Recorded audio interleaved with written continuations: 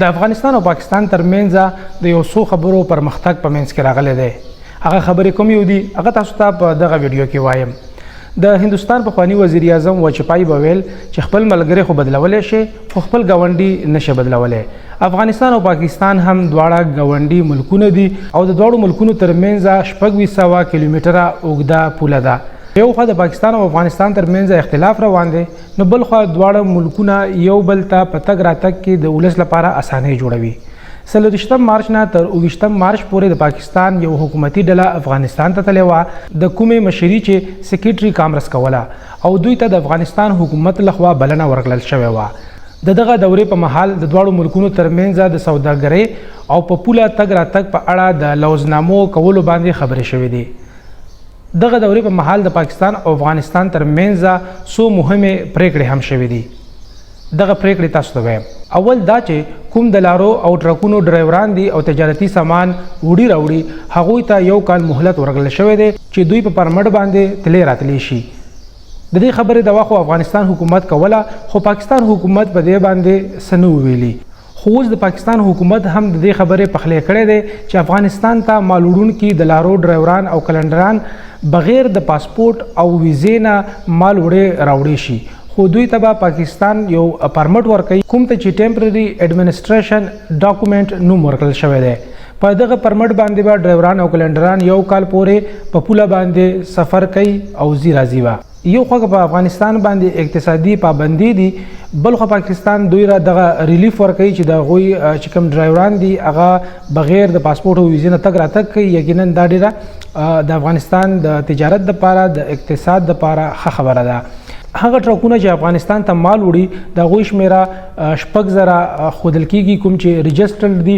په دغه ټرکونو باندې د سوداګرۍ سامان افغانستان ته وړی شي او د افغانستان نه پاکستان ته راوړی شي. دا خو شوه ډرایورانو او کلنډرانو ته په تورخم پوله باندې بغیر د ویزې او پاسپورټه د 1 کال دپاره د سفر اساني ورکړل شوې ده.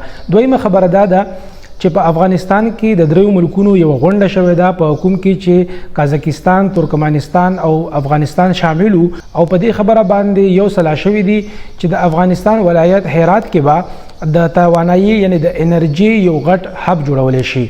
دا هب به ولې جوړولی شي او فایده به چاته رسیږي دا تاسو ته زه وایم.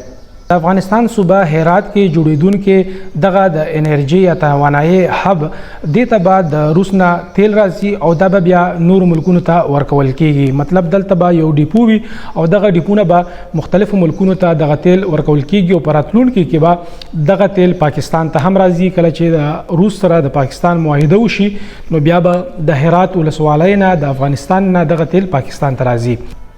او درېیمه خبره دا ده چې د پاکستان او افغانستان او سنټرل ایشیا ملکونه یو بل سره د نږدې کولو لپاره په ریل پټرۍ باندې هم غور روان دي او دا کوشش کیږي چې د لنډی کوتله پورې خو دغه د پاکستان پټلۍ رسېدلې ده. دا چې کوم د افغانستان ته او د افغانستان نه اخوا سنټرل ایشیا ته د رسولو باندې فکر او غور کیږي. دا څه اوسنۍ خبره نه ده چې دغه پټلۍ باندې دغه ریل پټرۍ باندې دغه سفر شروع کولو باندې فکر روان دي، بلکې دا ډېره زیاته پخوانی ده. خو په افغانستان کې د بدمرغه د ډېر وخت نه بدامني ده. اول روس و، د روس نه بعد بیا امریکا راغله، نو دغه شان نه دي شوي چې دلته ډېر په امن راغلی وي، د ډېر وخت دپاره امن راغلی وي او دلته سوکالي وي او د هغې نه بعد دغه شان سرګرمۍ وشي چې په هغې کې د ولسونو ګټه وي او هغه کې کاروبار او تجارت لا وده میلاو شي.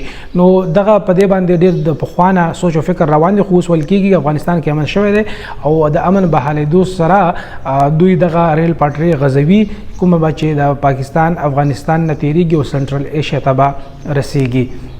دا ډېره ښه خبره ده چې افغانستان او پاکستان په دې باندې هم خبره کړې ده که یو طرف ته د هغوی یو بل سره سیاسي اختلاف دي نو بل خوا دوی وایي چې سیاسي اختلاف به یو خوا ته ږدو او تجارتي د کومې هلې ځلې دي هغه به نه متاثره کوو، ځکه چې پاکستان د افغانستان نه په دې وجه باندې ډېر زیات ګیله کوي، خفه دی چې کم تحریک طالبان پاکستان دي د هغوی د پناه ځایونه په افغانستان کې دي او افغانستان حکومت یا د طالبانو حکومت د هغوی خلاف څه کاروایي نه کوي او د هغوی د ختمولو کوشش نه کوي. کومونه چې پاکستان ته ډېره زیاته مسله او ستونزه ده او دلته وخت په وخت باندې په سکیورټي فورسز باندې د پاکستان فوزي اهلکارو باندې یا په پولیسو باندې یا په ولس باندې حمله کیږي وغه وجل کیږي په د اپریل چې کوم ریپورت شایع شوی دی د پاکستان لخوا په هغه کې ویل کیږي چې د ټي ټي پی لخوا یعنی د تحریک طالبان لخوا په پاکستان کې او یا حمله شوې دي په هغه کې په درزنو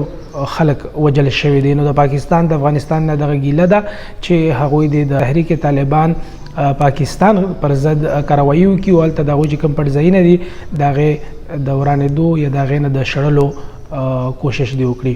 په ننني ویډیو کې هم دومره د تګ نه وړاندې یو خواست چې تاسو زمونږ پښتو ډیجیټل چینل سبسکرایب کړئ.